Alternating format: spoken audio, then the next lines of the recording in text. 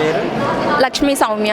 సౌమ్య గారు, ఎలా ఉంది జగన్ గారి గవర్నమెంట్ వచ్చిన తర్వాత ఎడ్యుకేషన్కి మీకు ఎలాంటి సపోర్ట్ ఉంది? చాలా బాగుందండి. ఎడ్యుకేషన్లో కూడా చాలా సపోర్ట్ ఉంది.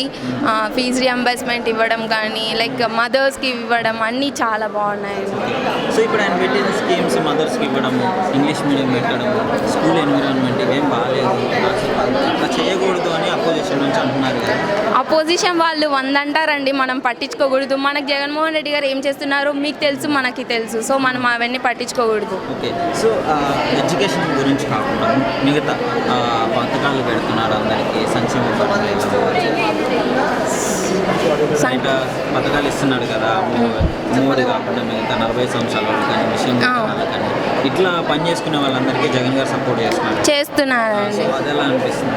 అది చాలా హ్యాపీ అండి. అఫ్కోర్స్ ఎందుకంటే my mom is a tailor.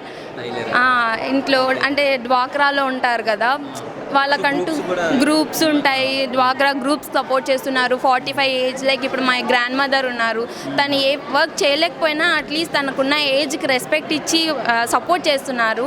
We have to feel happy for that. చాలా బాగా చేస్తున్నారండి జగన్మోహన్ రెడ్డి, చాలా బాగా చేస్తున్నారు. ఎలక్షన్ టైంలో 2024లో పోటాపోటీ ఉంది పవన్ కళ్యాణ్ గారు. ఎవరికి ఎక్కువ అంటే ఖచ్చితంగా ఇప్పుడు జగన్మోహన్ రెడ్డి గారి వల్లనే మనం ఇప్పుడు ఇంత హ్యాపీగా ఉన్నాం కాబట్టి definitely we have to support Jaganmohan Reddy గారు ఓన్లీ.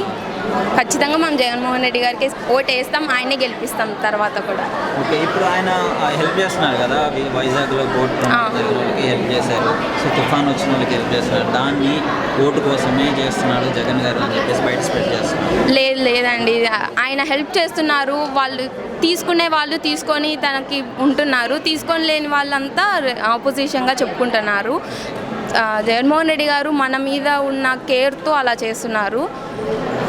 అంతే అండి, వాళ్ళు పక్కన వాళ్ళు చెప్పిన దాన్ని మనం పట్టించుకోకూడదు. గెలిపించుకుంటాం జగన్మోహన్ రెడ్డి గారిని.